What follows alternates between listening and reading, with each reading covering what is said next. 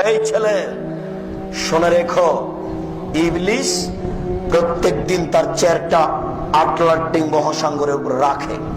ইবলিস তার চেয়ারটা প্রত্যেক দিন সাগরের উপরে রাখে। সকালে সাগরের উপরে রেখে বসে সব শয়তানকে ডাকে।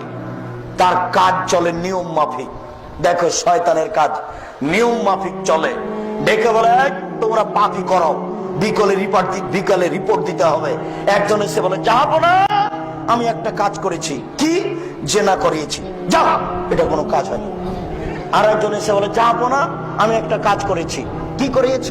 মারামারি লাগিয়ে দিই, যাও, এটা কাজ হয়নি। আর একজন এসে বলে, যাবো না, আমি একটা কাজ করেছি। কি? স্বামী স্ত্রীর মধ্যে গন্ডগোল লাগিয়ে দিয়েছি। তখন ইবলিস বলে, হ্যাঁ, তুমি একটা কাজ করেছো, কাজের মতো কাজ। এভাবে লাফতে উঠে তাকে বুকে জড়িয়ে ধরে নেয় ইবলিস।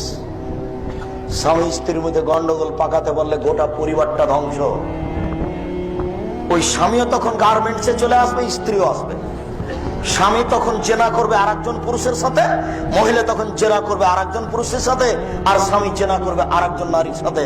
যেটা দিন রাত হচ্ছে, তোমরা রক্ষা করার চেষ্টা করো। সম্মানিত দিনী ভাই, আল্লাহর অনেক দয়া, আপনি মূল্যায়ন করুন।